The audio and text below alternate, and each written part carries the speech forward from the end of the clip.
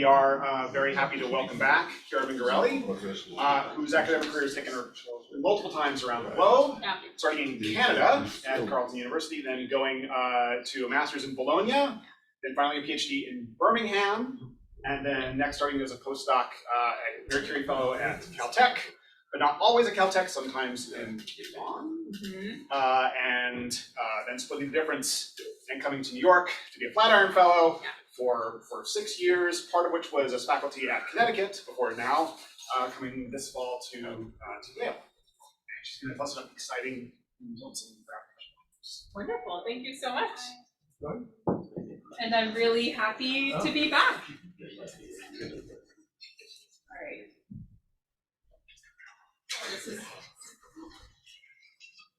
Is anyone recording this? I hit record. Do you want me to wait? Should we? Oh, okay. If you press record, I definitely hit record. It says recording. It says. Okay, great. Should I try to use this? No, you can walk around. We have ambient microphones. Awesome. Okay, great. So yes, thank you, Jeremy, for that kind introduction about my random walk around the planet. Today I'm going to talk to you about gravitational waves, ripples in the fabric of space-time, and today we're going to focus on ones that are light years long, not the really tiny, wimpy ones you might have seen in LIGO. We're talking about gravitational waves from supermassive black holes, and everything is big and takes a long time to merge. I'll tell you about the pulsar timing array experiment and how that works, and then how you should be excited and why you should be excited about the NANOGrav 15-year data and the results that we got. If some of you missed the press release, we made a big announcement that there was evidence for a gravitational wave background on June 28th. Of course, 15 years of data led to one day. But really now, whenever we say gravitational wave background in terms of our scale of things to come, we can say it's +0 years. So then I'll tell you about the future, what we hope to see, what some of the challenges are, new facilities, and new kinds of signals that we're looking for. So for the experts in the room, I'll start telling you about the gravitational wave background, and then continuous waves from individual supermassive black hole binaries. Those might induce anisotropy in the gravitational wave background. And then hopefully in 15-ish years, Lisa will be flying and sharing interesting data with us. So we'll start with this figure that comes from a paper that I co-authored with my dad. And this came over a disagreement at Christmas dinner over a bottle of wine when I was trying to integrate something numerically, and he's a mathematician and didn't believe the answer. And so he was like, well, you did this for certain values, but what if you have infinite values? And what if everything goes to infinity? And so I said, okay, we'll write a paper, but that paper needs to have a nice figure in it or no one will cite it. So I put this figure in that paper so I can show you all. So this is the gravitational wave spectrum. And here at the very high frequency end, you have the LIGO experiment.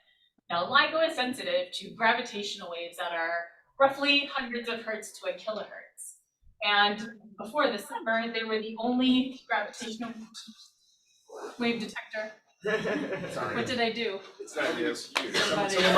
Please mute yourself. Not me. It was the only gravitational wave detector that had seen any gravitational wave events. So far, LIGO's published 90 different gravitational wave events. They're mostly binary black holes, but there's also black hole neutron star mergers, one definite binary neutron star merger, and maybe two. So in the future, we hope that there's going to be something in the millihertz regime called LISA, which is kind of like LIGO in space, even though some people object to that characterization. But it has this interesting triangle-shaped configuration, and so as LISA, follows the orbit of the Earth, it'll rotate like this, so you can actually measure gravitational wave polarization as it's going. So that's really one cool thing that you can do with LISA. Now, LISA will be sensitive to gravitational waves from the baby supermassive black holes, so 10 to the 5 to 10 to the 6 solar masses, something like Sagittarius A star, which is nice, it's local, but it's nothing near as cool as what you can do with the really big supermassive black holes that are 100 million to 1 billion times the mass of the sun. And this is what we measure gravitational waves from with the pulsar timing array experiments. So the experiment that I work on is called NANOGrav. It's the North American Nanohertz Observatory for Gravitational Waves. It is indeed a backronym, and it's the only pulsar timing array experiment that doesn't have PTA in the title of the experiment, because we're very special. So until recently, I would only show these, cartoonish curves, but now I wanted to show that there's a signal here, so I added, a few data points. But these aren't real data points. It's just to remind me to tell you all that now there's actually a signal in our detector. So since some of you have never even heard about pulsar timing array before, I wanted to just compare and contrast some of these experiments. So they're all complementary detectors. For the experts in the room, the ISCO frequency of one of these supermassive black hole binaries is 10 to the minus 6 hertz. And what that means for everyone is that if you have a supermassive black hole pair over here, it's going to merge by the time you get here, and it's never going to go into the LISA experiment, and it's certainly not going to then evolve into the LIGO experiment. However, you can get some signals that go from LISA into the LIGO experiment, and everything over here is really cut off at 10 to the minus 6 hertz. You need a new detector to bridge those two experiments if you wanted to access that space. So it's important to know that you can't just say we have LIGO, therefore we can see everything. The gravitational wave telescopes are like electromagnetic telescopes. They're tuned to specific wavelengths. So just because you have something that can measure X-rays doesn't mean that you can measure radio waves, right? You need different telescopes for the different gravitational wave sources that all have different wavelengths. And finally, our sources of gravitational waves, these 10 to the 8, 10 to the 9 pairs of supermassive black holes that are merging, create gravitational waves that are so powerful, you can detect them 25 million years before they merge. So you don't just measure the last 0.1 seconds of a merger, you can follow them for their whole final life cycle, which is 25 million years in the nanohertz frequency band. So once we find one of them, they're the furthest thing from transient that you can imagine. They'll be there basically forever. Are there any questions so far? Yeah. Are you going to explain why the cutoff is so abrupt as you go to -9? This is really cartoonish. It actually goes like f squared. So that's just a cartoon, but you're right, that would have been very weird. Okay, so today we focus on pulsar timing arrays. I had this set up earlier. Let me just go here. So the NSF made us a nice video, and I don't have a lot of opportunities to show it. So I thought I would show you some spectacular pictures of galaxy mergers, which lead to the supermassive black hole mergers. So these massive galaxies have supermassive black holes at their centers. And when the galaxies merge, the supermassive black holes should also merge. So these are videos that you might have seen that are similar to Andrew simulations, where you can see beautiful binary black holes merging. This is an analogy with sound, which is not interesting for us. But back to the simulations, which are very cool. The gravitational waves come from these in-spiraling supermassive black holes in galaxies far, far away. And so when one of these gravitational waves is created, they ripple from the center of the galaxy out in all directions.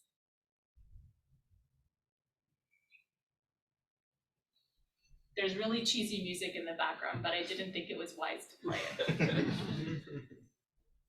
Okay, and so here what they're trying to show you is that there's not only one supermassive black hole binary, but there's tons of them all around us. In fact, in the lowest frequency band, we think there could be up to 1 million supermassive black hole binary systems, all at the same frequency. And that's because the gravitational wave evolution is so slow that you get this incoherent superposition of signals at the lowest frequencies, which create a gravitational wave background. And the gravitational wave background is now what we have evidence for. And so we found the gravitational wave background by timing millisecond pulsars. And so this is the very large array. And here you can see the sketch of all of the millisecond pulsars that we're timing in our galaxy and how gravitational waves change the proper distances between us and the pulsars. And so as the gravitational wave transits the Earth, it effectively changes the Earth pulsar baseline. It changes the proper distance between the Earth and the pulsar. And so what happens is that the pulsar signal arrives a little bit early and then a little bit late. And this doesn't just happen in one pulsar, but it happens in all of the pulsars. You didn't quite catch that. I'm going to say it about 5 more times in the talk. So we have pulsar timing arrays that are all over the Earth. Right now, NANOGrav has these telescopes that we use. We have CHIME, the Very Large Array, we have Arecibo, and we used to have Arecibo, but unfortunately it collapsed a few years ago. And we have the Green Bank telescope. So while Arecibo was an excellent telescope, as you can see, there's no single point of failure for pulsar timing array experiments. We have telescopes that we use across the world. We have colleagues in India. There's the Meerkat telescope, which is an SK Pathfinder telescope. There's the Parkes Pulsar Timing Array, and there's FAST in China, which is very competitive with what we could have seen with Arecibo. So we have a whole network of collaborators that we work with, including the ones at the top in Europe. Okay, so what did the data look like, and how do I find these gravitational wave signals in the pulsars? So what we do is that we time these pulsars. We go to the telescope and we point them at a pulsar and we wait for 15 minutes and we get a timestamp. And we say, okay, that's when that pulsar signal arrived. We have a model for when the pulsar signal should arrive. We measure when it does arrive, and we look for deviations in the arrival times. And that could be generated by gravitational waves. So each one of these signals here, you can see something called the residual, which is the expected minus the actual arrival time. So for a small subset of pulsars, we've been timing them since 2004. So we first came out with a 5-year data set at around 2010. And then we expanded it to a 9-year data set, an 11-year data set, a 12.5-year data set, and then finally the 15-year data set. We will eventually have a 20-year data set and further data sets, but right now we're at 15 years of data. So can I ask a question? I can't really read it. So what's the times involved in the fractional time? Say that again, Lisa? So what's the timing? Like how often? Do you Oh, so we time them for about 15 to 30 minutes every 2 weeks. And what is the deviation that you measure? So we're looking for signals. The strain that we're looking for, which is this change in timing, is of the order of 10 to the minus 15. And so if we're looking for some sort of change in time over time, and we have something like 10 years of data, you have 10 years, and then you have like pi seconds per year. That tells you what the timing deviation that you're looking for is. Once you multiply it by the strain, this is the strain. And the strain is 10 to the minus 15. So for those of you who can't see it, this gives you something like 300 nanoseconds in timing precision, which is also why we use millisecond pulsars, because nothing else can measure 300 nanoseconds over a decade in terms of timing precision. This is like a ridiculous question, but like is the pulsar a change for some reason? And you said this lasts forever. Once you see a signal, it sticks. So you could, in principle, be measuring pulsars changing on a gravity wave. Is that true? Yeah, so millisecond pulsars are really stable, and they're not like the young pulsars, which have all sorts of weird, funny things happening to them, profile changes, weird We only know that to the glitches. extent that we've measured them, right? Not that we've measured, but we could eventually measure it in millisecond pulsars. In fact, the longer these data sets get, the more interesting it is to study things like neutron star interiors, and there's one millisecond pulsar that did glitch, and that was really unexpected, right? No one expected millisecond pulsars to glitch. They're like these really, So perfect what clocks. makes you so, I mean, not that it isn't, but what makes you so confident about it? Right, well, I will get to that, because there's two parts of the signal that you need to have in order to make a confident detection. There's not only the excellent timing, but an additional geometric piece that comes from general relativity, which tells you how the pulsar signals should be correlated with each other if it really is a quadrupolar gravitational wave signal. So if you had a glitch in a pulsar and that gave you something funny in the data, that wouldn't be a signal that's correlated among all of the 68 pulsars, for example, that we're timing. And you get to this, but like when you saw the signal, it wasn't like super strong in one and not so much in the other. So That's right. That's right. And so, yeah, we'll get to this, but I could also do a talk by just fielding questions, which is also kind of fun. no, sorry, go ahead. Wait, sorry. Yeah. Can I ask about the 300 nanoseconds Yeah, here? yeah. Like, isn't you were saying the frequency of the black hole rotating around each other like 10 to the minus 6, 10 to the minus 7 hertz? It's really between like 1 and 100 nanohertz, so 10 to the minus 9 to 10 to the minus 7 hertz.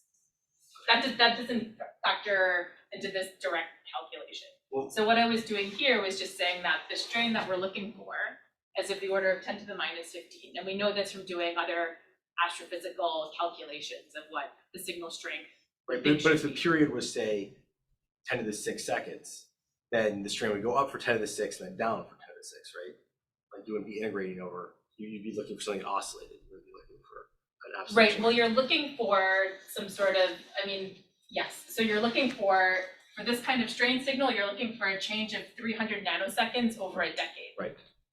That's right, so it's really, really small. So my mind just can't even process what a time delay of 6,000 or 4 seconds would possibly look like. No, I But guess. she's gonna explain to us Yeah, We what haven't the seen the idea, pulse she yet. hasn't gotten to explain the idea.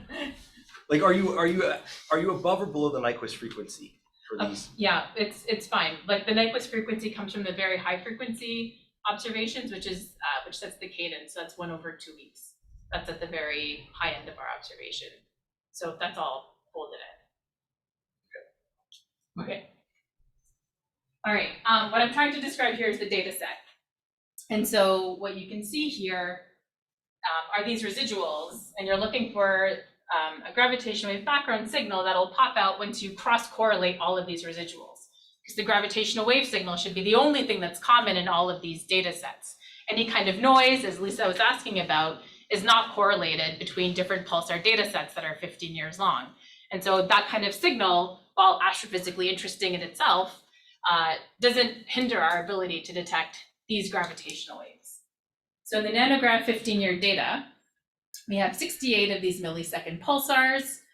We have timing baselines between 3 and 15 years. And before the signal appeared, as Lisa was alluding to, we did have hints that it was there. And that's because the signal that we're looking for scales as the square root of time and as the number of pulsars. And so as we went through this big increase in pulsars from the 12.5 to 15-year data, we really did expect to find the gravitational wave background. So we wanted to check and see if the signal that we found in the 12.5-year data increased, and was the significance for these correlation terms increasing as well. And I'm going to explain what all of that is. But first, I really wanted to explain what one of these data sets looks like, and I feel like this is going to answer a lot of questions.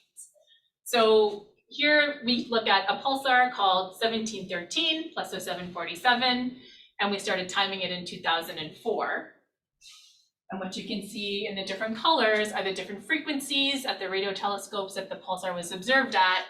You can see that an instrumentational upgrade here in 2012 really helped to make these residuals look whiter, which is important for looking for the gravitational wave signals. Now, that's important because a gravitational wave signal is a red noise. And so if you have intrinsic red noise in your pulsar, that can imitate a gravitational wave signal. So you don't want to already bias yourself in your data set by having red noise in it. So you look for data sets that look like this, that are really pristine.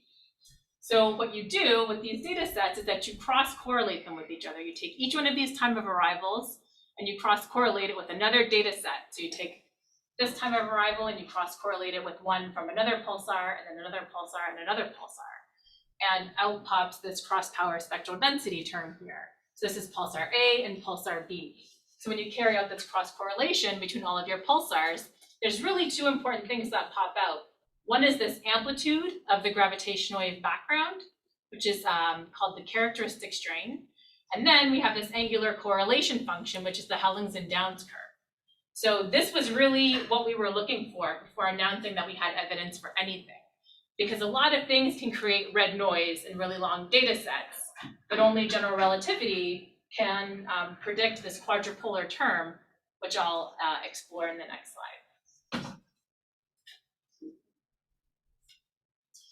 So this Hellings and Downs curve creates a signal that has the same amplitude. Sorry, let me start over again. So this the signal that we're looking for is the gravitational wave background that comes from this incoherent superposition of supermassive black hole binaries. We think that this is the dominant source of the gravitational wave background, but right now what we have is evidence for gravitational waves and not necessarily for a particular source. Right now, all the sources are very degenerate. And so we're not sure if it's something primordial that created the gravitational waves cosmic strings or something funky that happened with quantum fluctuations in the early universe, or if it's supermassive black holes. Although we really do think that supermassive black hole binaries are the lead candidates to be sourcing the gravitational wave background. We do think that there are hundreds of thousands of these supermassive black hole binaries, especially at the very low frequencies, and that creates a signal that has the same amplitude in the pulsars, but that amplitude is modified by this geometric term called the Hellings and Downs curve. So the Hellings and Downs curve tells you how correlated the residuals in each pulsar are. So what does this mean? It means that if I have a pulsar here and a second one here, and they're separated by 20 degrees on this die, that I have a small positive correlation in the amplitude that you see. So positive correlation means that the signals arrive early and then late at the same time like this. And it's a little bit. The maximum correlation happens if it's in the same pulsar, or if they're really close, then they arrive like this. But you can see as the signal gets spread out, as you go over these larger and smaller angular separations, there's this quadrupolar-like shape which pops out, and this is called the Hellings and Downs curve. And so what happens is that there's a few points where it passes through zero, where there's no expected correlation between the pulsars, but the pulsar arrival times can be anti-correlated, which means that they arrive completely out of sync with each other, or they can arrive in sync with each other. And so we were looking for this particular shape to come out from the cross correlations before claiming that there was any evidence for gravitational wave background. And again, we waited because nothing else in nature can create this kind of correlated delay in arrival times or anti-correlation in arrival times. Only gravitational waves can do this. This is my question, is it like some pairwise or is this all? Pairwise, yeah. So it's like a 2-point correlation function. We just all the pairs. All of the pulsar pairs, and in addition to all of the pulsar pairs, every single arrival time in each one of those time streams, each one of those data points, you cross correlate with the other ones in that time stream, and then with the other pulsars in your array. Okay, but there's a lot of simplifications that go into creating something like this Hellings and Downs curve. It assumes that the gravitational wave background is isotropic. But how can it possibly be isotropic if it's being sourced by supermassive black hole binaries? You can probably see one over there, and then over there. And that's not really isotropic, is it? But by the time you create a gravitational wave background, you're at a high enough redshift that maybe it is roughly isotropic. But how isotropic is it? That's a question that you can't answer if you only have the Hellings and Downs curve. You also assume that you only have two polarizations, the plus and cross polarizations from general relativity. But if you had something like a breathing mode, then it creates a different correlation function as well. And so what we found in the NANOGrav 15-year data was this. So these blue dots are the measurements with the error bars, and the dashed line is the Hellings and Downs curve. And so you can see that it's roughly what we'd expect just by looking at it. So again, can I just ask my question again? So you're averaging over all the pairs to draw that single curve? So here we're binning them because so here you have 68 millisecond pulsars. And so in terms of pulsar pairs, you have 68 times 67 divided by 2 pulsar pairs. And so it's impossible to just show them all. So we bin them for each one of these points. And then this is the error on the amplitude in each one of those points. So I'm still thinking, so you're averaging over the pairs? Well, so number one, just for the representation, the image, the representation, this is the average value with the 1 sigma error bar. But this is not actually what we use to do the base factor calculations. This is just a visual aid to help you see that what we measure does roughly follow this line, but the actual meat of the calculation comes in the next slide when you go through all the base factors calculations. And that's, I think, more convincing. You had a question? Yeah, so going back to your statement about the fact that there are different sources around the sky. Yeah. This is a large wavelength, so how good is the angular resolution and how much does that matter? I mean, is it a good approximation for sort of just say, oh, it's uniform because our angular resolution sucks? Right, so the angular resolution should, first of all, great to see you. The angular resolution should increase as a function of time. We think that it really saturates with something like 21 pulsars. But right now, to first order, we think that the background should be roughly isotropic. I did a calculation back in 2013 that shows if you just had random Poisson noise, that the level of anisotropy should be at about 20%. So it's okay that we haven't detected anisotropy yet.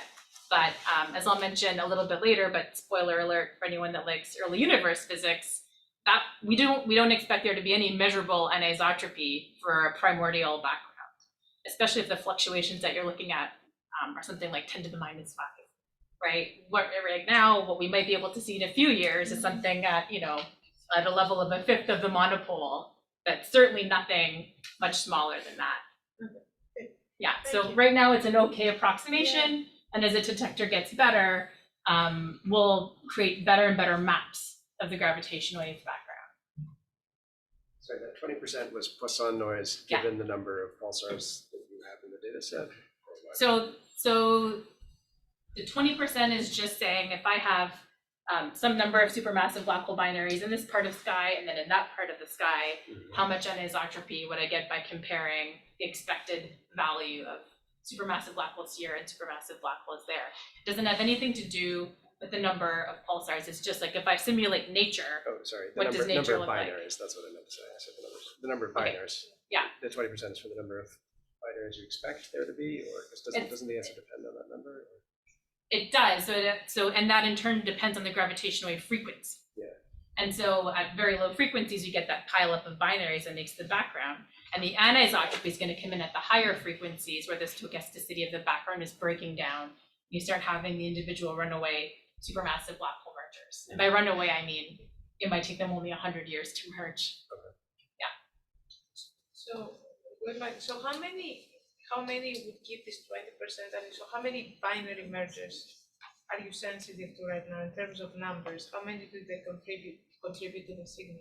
So right now we estimated that in the lowest frequency bin, there's somewhere between many hundreds of thousands up to 1 million supermassive black hole binaries. And then down to like tens of thousands, and then maybe only a few at the highest frequencies. But we don't have a lot of sensitivity at those high frequencies. And so that's a number that's really hard to measure. And so that's when the continuous waves should start popping out. In fact, when I show the measured strain spectrum, I'm going to point out some things that look really funny, and that could be, an individual source that's contributing above the background, something like that. Okay. Yeah. Okay. I have given a talk here before, so I only had 20 slides, anticipating a lot of questions. Okay, so the Hellings and Downs curve are now, this is all old news now. We're all experts at the Hellings and Downs curve. But we want to know, what do the Bayes factors look like? This is really just a visual aid. This is not what we based our announcement on.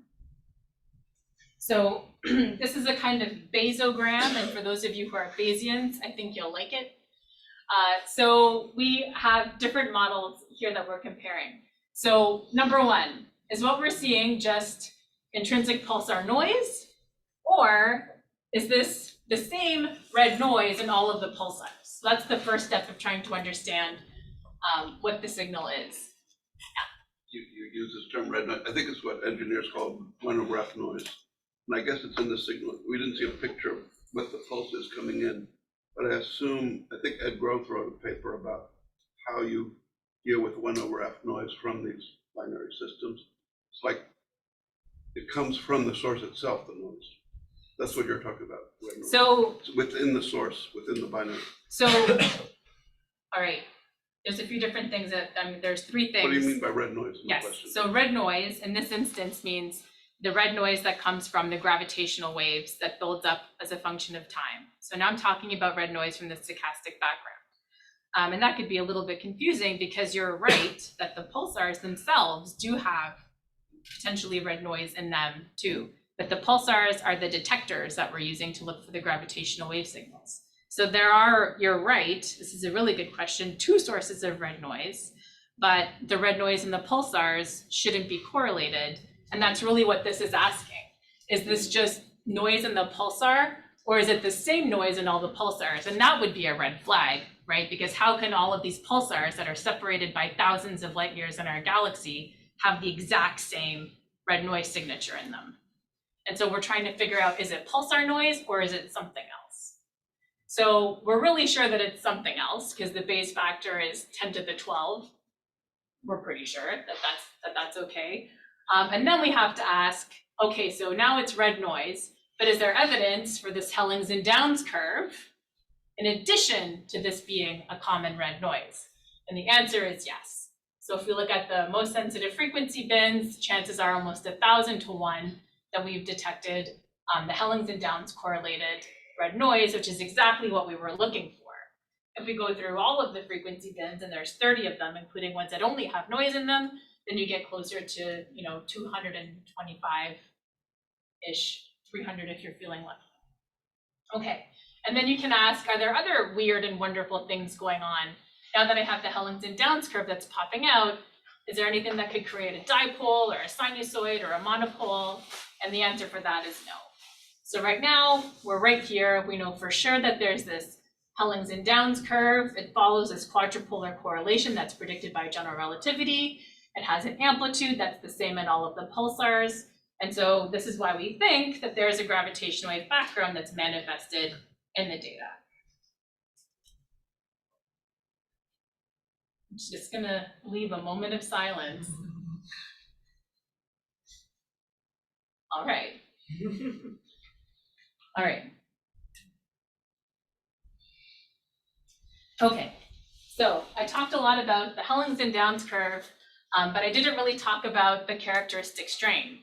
So the characteristic strain tells you what the amplitude of the gravitational wave background is. And it tells you really how many supermassive black hole binaries there are at each frequency. And so that's a function of the mass of the supermassive black holes and how many supermassive black hole binaries there are per unit redshift.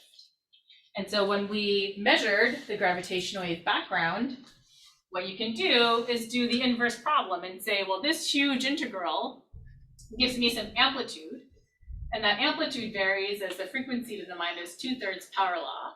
And so now that I have the amplitude of the gravitational wave background, can I say how many supermassive black hole binaries there are as a function of redshift and what their mass distribution is?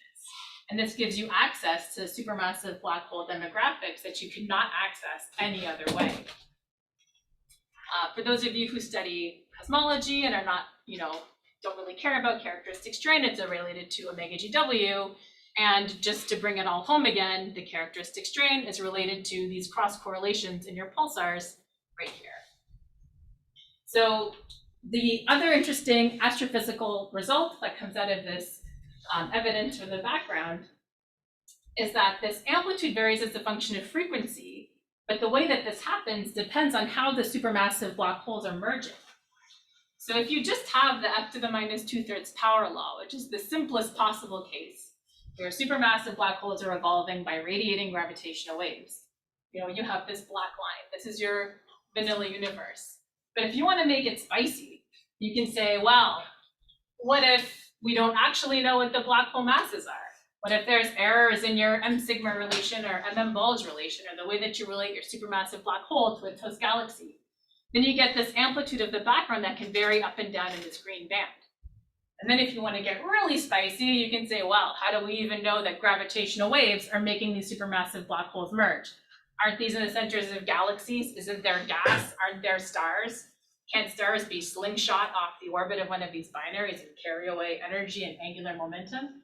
Yes, they can.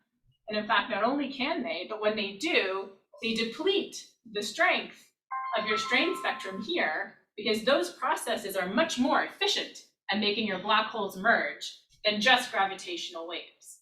And so if it bends, if the strain spectrum turns over or bends like this, it's an indication that there's other physics that's helping the binaries to merge, and it's not just gravitational waves. So how do we constrain this? Well, now let's look at our measured strain spectrum. And that's distinguishable from like eccentricity. Eccentricity would also make it turn over. Yeah. And I know that you're really excited about eccentricity right now. Well, it just seems like these would be. there's no reason to believe that they should be circular. Right? I mean, these are supermassive black holes that are kind of randomly encountering each other at the centers of a galaxy, so they should be eccentric. So there can also be a turnover for eccentricity. But the real cool thing with eccentricity that I didn't show here because I calculated it later, but it'll also drive more power to the higher frequencies. And so you get a little hump up here in addition to a turnover there.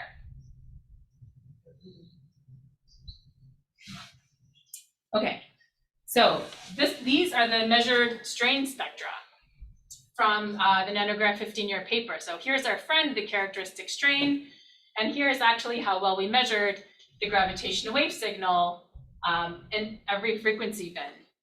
And so this kind of comes back to our little side chat, right? Where I said, oh, doesn't this look cool? Here's your best fit supermassive black hole binary model. Here's what happens with this black dashed line if we assume that it's only gravitational waves that are driving the binaries, but actually this blue line appears to be what reality is. And that kind of looks like it's turning over. So this might be a first indication that how the supermassive black holes merge is already starting to manifest in the data. You could also rightfully look at this and say, this is kind of a straight line. I'm not really sure I believe any of this. That's what I said. And I think that you would be right. You can say like, this is what we expect, but these violin plots are still really messy, especially at high frequencies. So we're gonna need a lot of work and longer data sets to tidy these up, to see what's actually happening at high frequencies. How good is your fit right now? What's that? How good is your fit right now? Meaning, if I were to draw a straight line, how much worse would it be than the curvy line? How would you like me to quantify that? Yeah, I don't know, how many sigma off, like if you were to say that there is a little turnover or something, Yeah, how many sigma would that be? it's hard to say exactly because of the way that these violin plots are made. Yeah. But it would, it's within 1 sigma. It's Oh. really not a significant error Okay, for a okay. turnover. If I had to say a sigma, I would Yeah, say yeah, about yeah. 1 sigma. Okay. But what I think is really cool here is something like this, right?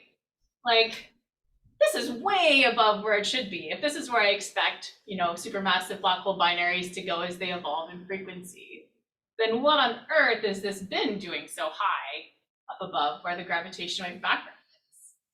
So one of the potential explanations for this is that in addition to the background, which should be down here, there's at least one and maybe more individual supermassive black hole binaries or something else that's contributing gravitational wave power to that frequency bin.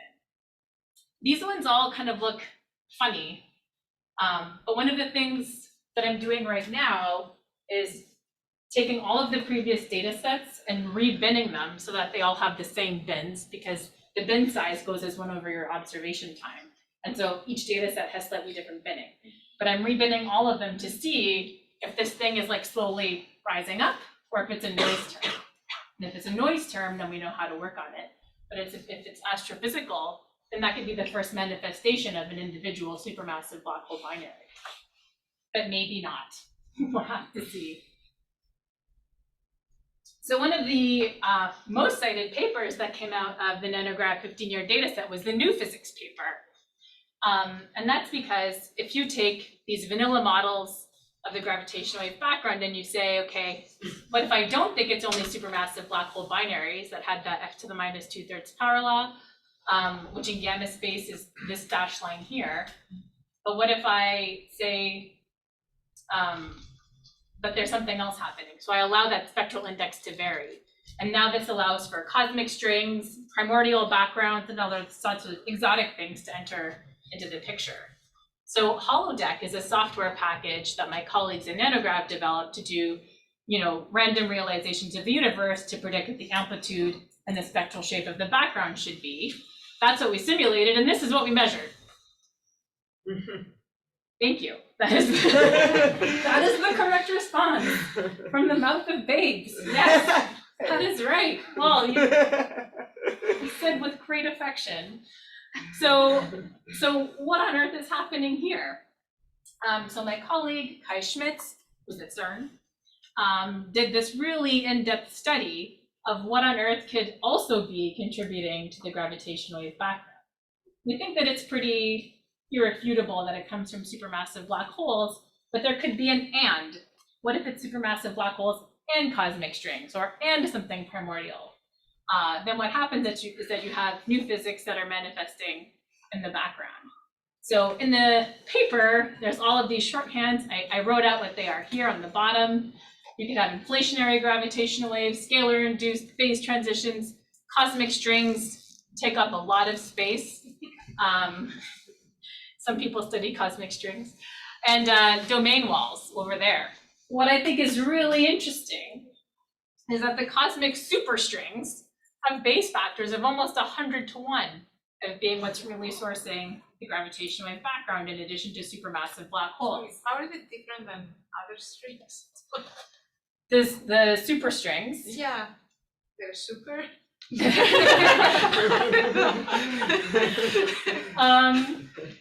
I'm not, wait, someone, you're an expert in cosmic strings. I'm not sure that anyone would, so my understanding is that the cosmic superstrings are really like the strings from string theory. And that I don't know how they're different from the other ones. So they're different from the other ones, from these different stable string models that have different loop sizes, closed loops, ways of pinching up and interacting with each other. I'm not a cosmic string expert. They have a weak string coupling. There we go. So they Okay. don't pinch off as easily as So you get a very funny spectrum? maybe. I don't know exactly what went into this, but it could be that. So I've seen all different sorts of spectra that depend on the string loop sizes, But sorry, Matt, if that happens, then you will get too many of them because the scaling solution will tell you they interact very weakly, you get too many of them. But Hubble, Yeah, but it probably depends on how many were produced initially. no, you're right, the scaling solution very quickly, the universe expands, you get.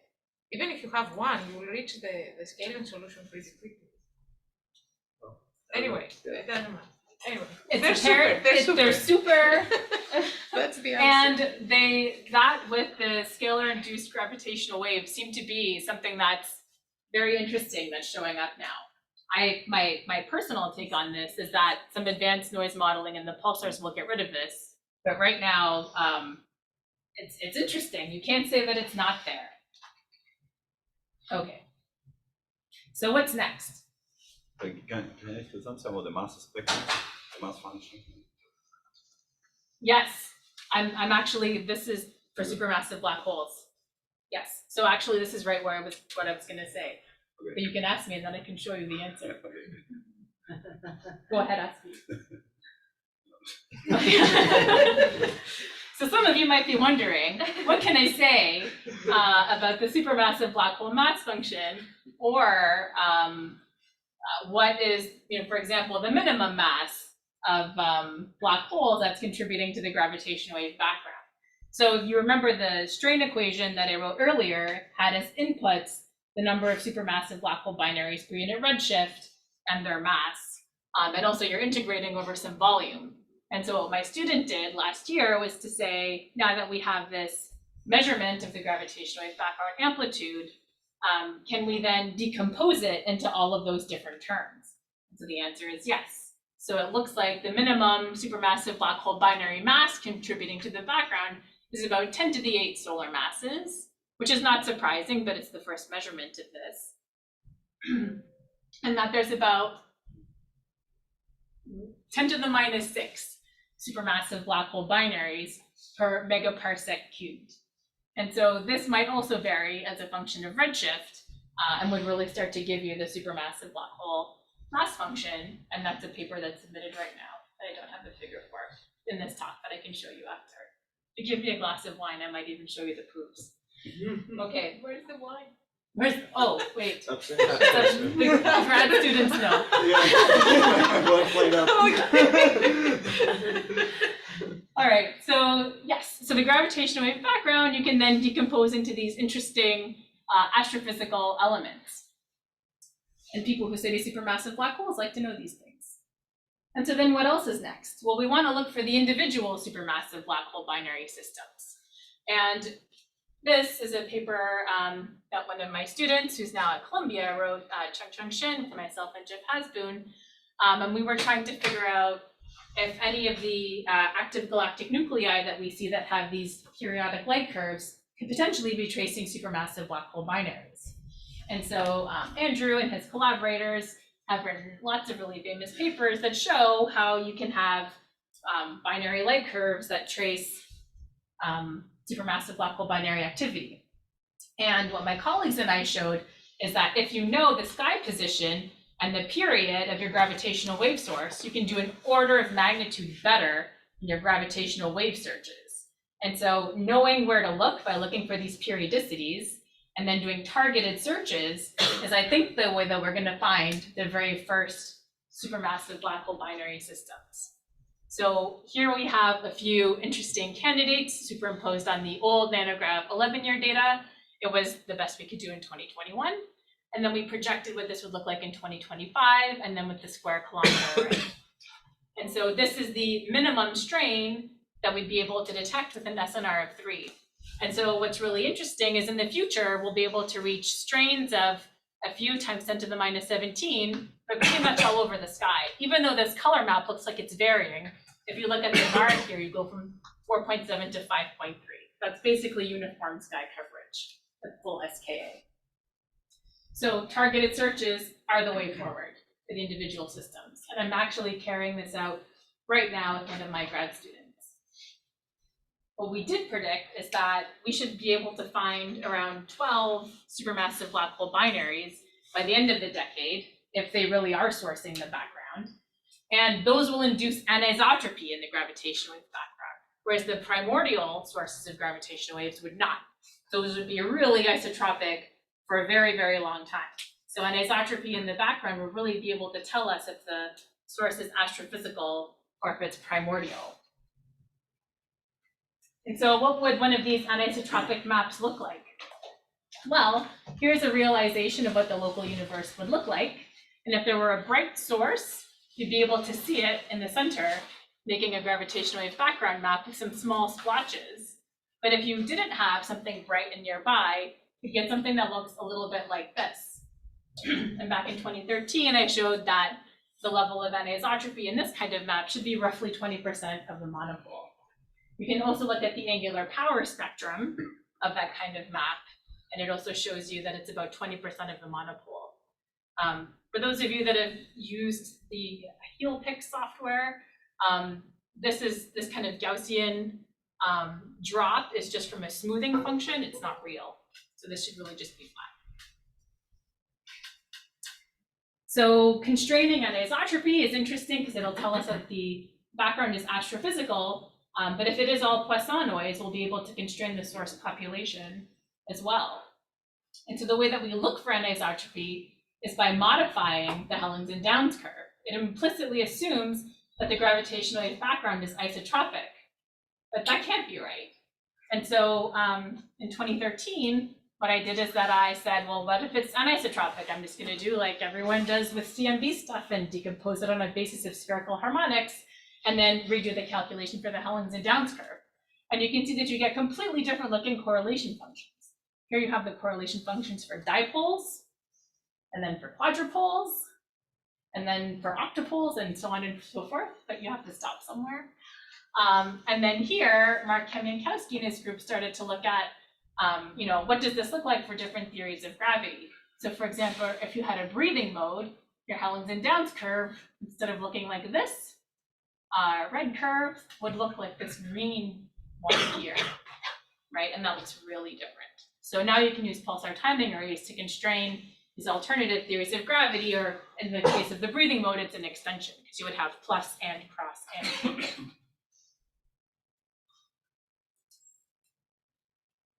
So in order to actually do the spherical harmonics decomposition, you really need to have a roughly isotropic distribution of pulsars on the sky. And in fact, you see, Tristan Smith and I showed in these suite of papers in 2020 and 2021 that right now is really not the best time to be using spherical harmonics to do this decomposition, because the distribution of pulsars on the sky is really anisotropic. And so by using spherical harmonics, you're kind of cheating. Your maps are all correlated. And so the way forward is to do a principal component analysis of the background instead of doing the spherical harmonics analysis. And that's another work that's in progress right now. How am I doing for time? Okay, good, because I'm almost done. All right, and so one of the final things that's next is the telescopes. So as I mentioned earlier, Arecibo is no longer with us, but that's not completely unexpected, even though it's really sad. We have Meerkat and the SK on the horizon. Meerkat has already timed one pulsar down to 10 nanoseconds, right? And what we needed was 300 nanoseconds. So 10 nanoseconds is spectacular. We are also building something called the Next Generation VLA, and hopefully the DSA 2000, which I believe will be built in the Owens Valley, is going to be also really important for pulsar timing array experiments. It's possible that there might be a future Arecibo facility, but this is a very politically charged thing, so I can't really comment on that. Okay, so to summarize, pulsar timing arrays are interdisciplinary, multi-messenger. We're even doing machine learning. We've got all of the buzzwords in NANOGrav right now. We have a global collaboration that hopefully will take us from a 3 sigma detection of the background to 5 sigma in the next 2 years. There's evidence of this gravitational wave background, not only in the NANOGrav data, but also in the European data and in the Chinese data. And the evidence in the Australian data is not very good, but we didn't expect it to be. They have much shorter time spans for some of their pulsars. We currently have evidence for gravitational wave background, and next, hopefully, we'll find individual sources. It's not clear if we'll find an anisotropic signal first, or if we'll find an individual supermassive black hole binary first. So we'll just have to see if something is nearby enough and loud enough to rise above the background radiation. So really, now is just the beginning, and what's next is everything. So thank you for your attention.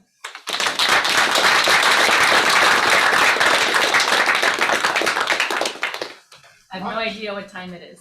You actually ended before time. Are there questions? Yes. Yeah, so you mentioned briefly Yeah. again the nanosecond pulsar that was discovered. Yeah, well, So how long will it take, or how many do you expect of that level? How long will it take for them to incorporate in the data and Yeah. improve the sensitivity? yes, great question. So it was a pulsar that already existed that wasn't being timed particularly well at any telescope. And then they decided, like, what if we just focus on this pulsar for a while with our beautiful new telescope? And they got it down to 10 nanoseconds. And so that's really exciting because it's probably not the only one that you can get a huge improvement on by using this new telescope. So NANOGrav has typically been adding 3 pulsars per year, and unless you count the last 20 pulsars that we added to go between the 12.5-year data to the 15-year data. But that was just basically us saying, you know, we need to throw the kitchen sink at this project. Our Physics Frontier Center is up for renewal. We really need to find something now. And so we did, and then we found this background evidence. So the answer is that we don't have any paucity of pulsars in the galaxy. We think that with something like SKA, we'll be able to find conservatively 500 or 600 excellent millisecond pulsars to time. Some people will tell you thousands, but you know, it's only about 15% of the millisecond pulsars that have 300 nanosecond timing capabilities over a decade. And so we have to really take the cream of the cream for these experiments. But really, even that said, we should have no problem finding 500 or 600 new pulsars to add. Yeah. What's the difference between the calculated 21, like the saturation at 21 pulsars versus the 68 that they're using? Okay, so the 68 pulsars is what we're currently timing to get any signal at all for the gravitational wave background. And then the 21 pulsars comes from simulated data with a simulated signal where we said, if we know that there's this signal in the data and we keep adding pulsars, like when do we stop getting better sky localization? And then the answer for that is with 21 pulsars. It doesn't seem to do any better than that theoretically, but we haven't actually made that observation yet. That's all been done simulations to see how many would it take if we could do that. Other questions? Oh, if not, let's thank our speaker again.